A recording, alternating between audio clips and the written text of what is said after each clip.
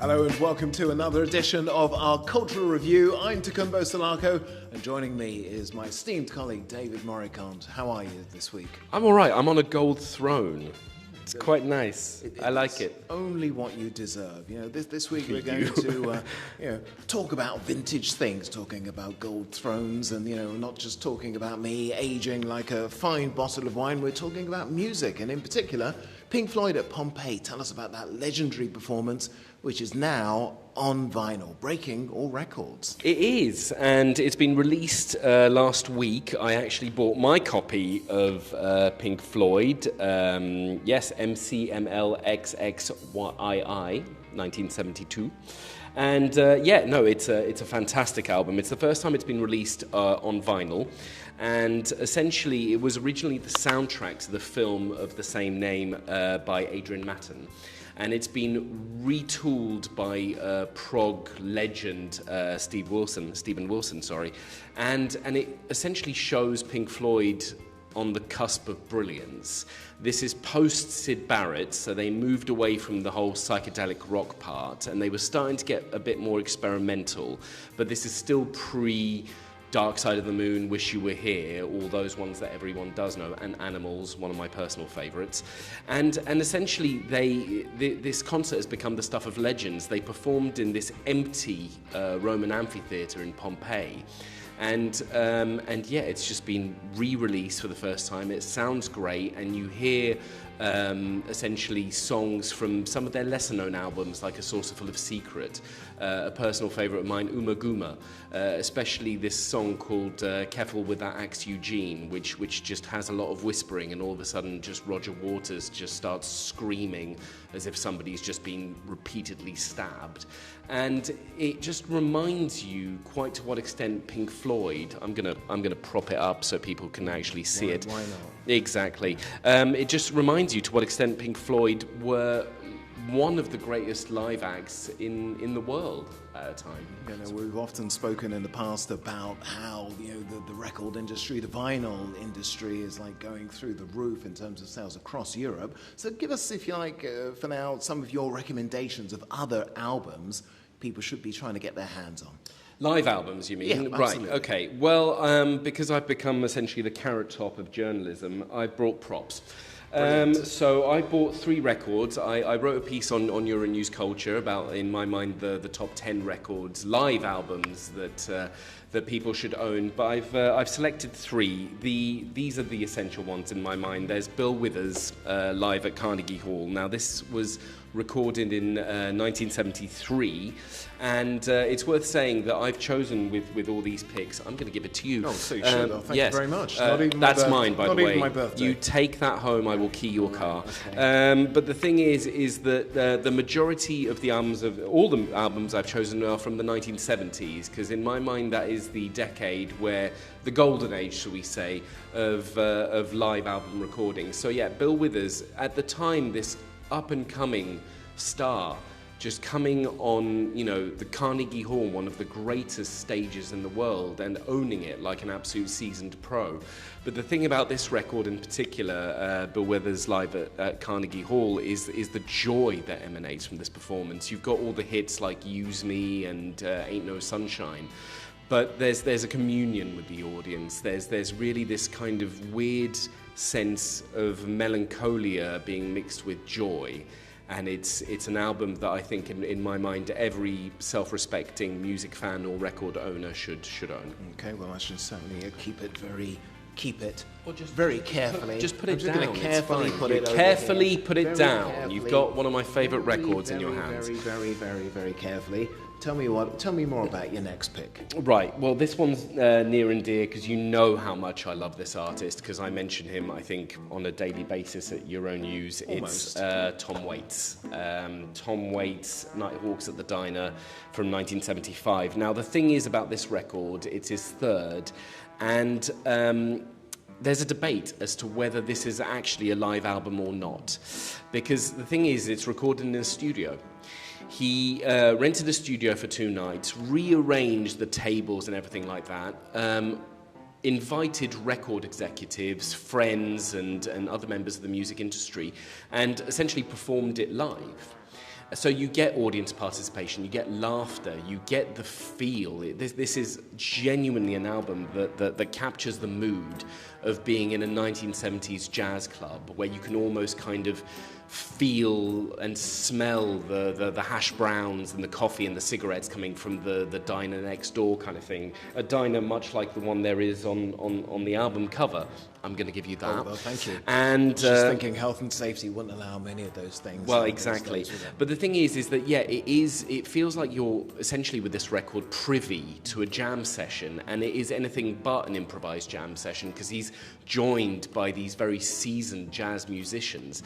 But the thing is that I can't think of any live record that plunges you, transports you so deeply into a time and place.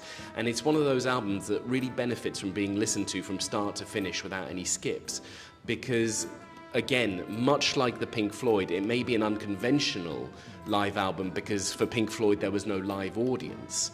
They recorded live, but there was no one there in the amphitheatre with them. Here, yes, it may be a live experiment as opposed to a straight live album because it's a curated audience, but it's wonderful. And it's wonderful in the way Tom Waits is this kind of showman. I mean, he's this jive-talking, whiskey-soaked troubadour. You know, he opens the set by just saying a good inebriated evening to you all. You know, what's the lowdown, Brown? Give me the scoop, Betty Boop, kind of thing. And it really speaks to a time. And again, that is an absolute must-own, in my opinion. Okay, well, tell us more about your next choice. Well, this is my third and final choice, and I actually omitted to put this in my list, in my article. Why? Well, because I wanted to kind of decade hop. I didn't want it to be only the 70s. I wanted to, you know, in my article, there's a little bit of Aretha Franklin, obviously some Cash in there, Nirvana, Daft Punk as well moving forward. But considering we're talking about the 70s, there's one that I really, really love by Isaac Hayes and Dionne Warwick, called A Man and a Woman. Now, it is the most sinfully boring title that there is, but it says what it does on the tin. And it's an incredible album. It's these two R&B soul icons coming together and doing this duet. And it's fantastic. There's loads of medleys of Burt Bacharach songs, and it's a very sensual album. This is a little bit sexy, Tokes. Because you'd never ask. Well, after all these years, that it should happen here with cameras rolling. But yeah, there's. I mean, I just don't know what to do with myself. Kind of merged with Walk On By, which, as you know, is one of my favourite songs of all time. There's, Say a Little Prayer with By the Time I Get to Phoenix. It's just it really works, and it's a tribute to just saying if you put the right two people together, magic can happen, and that is, again, one of my favourite live albums. David, sadly, we're not at Cannes this year, but you have had the opportunity to see the film which was shown at the opening ceremony. What did you make of it? Yeah, as you say, we're sadly not in Cannes, but I did get to see a film called Partir Un Jour, Leave One Day, which is the opening film at the Cannes Film Festival this year. It's this French film, a debut film by Amélie Bonin, and it's worth noting before I get into the film that this is the first time that the Cannes Film Festival has actually opened with a debut film. So, quite impressive. Yeah, significant? Significant in the sense that it's fantastic that it's not only a female filmmaker, but maybe diversifying a little bit. And let's face facts, like any festival goer knows, the opening gala film is never a great one. And so I was really rooting for this. And sadly, that pattern continues. Now, this isn't a complete disaster, but I mean, let me first of all tell you about it. It follows a character called Cécile, which is played by a singer called Juliette Armanet. who's excellent in this film, it's worth saying. And she's just won a Top Chef competition. Yeah, she's very well known in France. She is, Juliette Armanet. She's fantastic. And in the film, so she wins Top Chef, and she's about to open a restaurant in Paris, this very fancy restaurant. And she's dating her co-worker. And because her father has taken ill, she goes back home to the family roadside restaurant. And there she will bump into an old flame called Raphael, and who knows where it goes from there. So basically it's this very familiar rom-com construction, high career woman in the big city going back to a small town and rekindling with those really earnest values, and maybe there is still a spark. And the thing is it does this, but as a semi-musical. It's a bit strange because at first all the actors are singing themselves, but it essentially starts off with them at one point singing a Stromae song. Then it goes quite deep into the 90s with Celine Dion, Axel Red, and this song Partir Un Jour, hence the title, by the band To Be Free, which were essentially the Gaelic equivalent of Take That.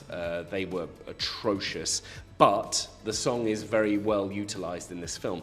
The problem is it doesn't really commit to the bit. It feels more like a half-assed karaoke than it does a proper musical, unlike films like On connaît la chanson, Les Parapluies de Cherbourg, Les Chansons d'amour as a more recent one. Here it just feels gimmicky. And there aren't that many songs, and what you're left with is something that's kind of bland.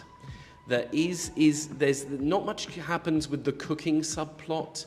The family subplot we've seen 1,000 times before. In its defense, there is a love triangle that is hinted at, but not quite kind of, embraced, which is good because we're dealing more with female agency rather than, will it be him or will it be the other one? But the problem is it does nothing with that female agency. So it is a disappointing film, unfortunately, but it is, I will say, not a film that you can really get mad at. And there is a really cute dog in this film called Bocuse. After Paul Bocuse. After Paul Bocuse, the famous chef. Exactly. So if that's not worth going to and spending a few hours of your time this week, what are you recommending? Well, it will come as no surprise to you because I'm a big horror fan. Final Destination, Bloodlines. If you like your horror. I do love my horror, and in this case, it's I don't know. I mean, have you seen many Final Destination films? I've seen the first one a long time ago, right. But I didn't make it through to the end. I think it was one of those nights when it was like I was looking for a rom-com. Okay, well, it's the whole series essentially is based on this spec script for the X-Files originally, and throughout the 6 films, because Bloodlines is the 6th film, it follows these kind of nose-bleedingly annoying teenagers getting bludgeoned in the most creative of ways, but also just originally having to cheat death because they had a premonition. Sure. And here what's interesting about Bloodlines is it kind of really embraces this hallowed trope within the horror genre, which is intergenerational trauma, the things that are passed on whether you like it or not. And this is what happens. The title Bloodlines should tell you plenty, and on the whole this is good. This is a more goofy maybe and definitely more self-aware installment because essentially by this point everyone knows about it. And speaking of deaths and creative deaths, which this has plenty of, our colleague Amber did a whole top 10 of the best Final Destination lists, and you can look forward to her review considering I've given up my weekly review spot to her because she's as much a horror fan as I am. So there's plenty to enjoy about Final Destination Bloodlines. As per every installment, a lot of creative kills, and I'm always very impressed. I kind of picture myself in the writer's room thinking, how do they come up with some of these? Because they transform the most mundane daily events into absolute death traps. And but the thing is that while Bloodlines does run out of steam towards the end, there's no doubt about that. One of the real reasons to go see it, in my mind, is to see Tony Todd for the last time on the big screen as William Bloodworth. He sadly left us, and yeah, no, what a figure in horror as well. I mean, Candyman and all of that. Candyman, I've seen. Yeah, fantastic film, one of my favourites. So no, Bloodline's definitely worth seeing. Again, not extraordinary, but for fans of the franchise, they will definitely get what they paid for, and certainly it taught me a very valuable lesson, this film. If you have nipple piercings, do not go in an MRI machine. I'll leave it at that. I think you know what's going to happen to the nipple piercings. Here in my seat. Yep. Yeah. Sphincters tighten because But yeah. So that is. I'd recommend that people go see Bloodlines if they have the stomach for it. Sadly, rather than Partir Un Jour, which, as much as I love musicals and romantic comedies, just didn't do it for me. Okay, well, David Morricone, thank you very much for those reviews. Thanks for joining me this week, and thank you too for joining us for Cultural Review. We'll be back next week with more on what's on our cultural radar.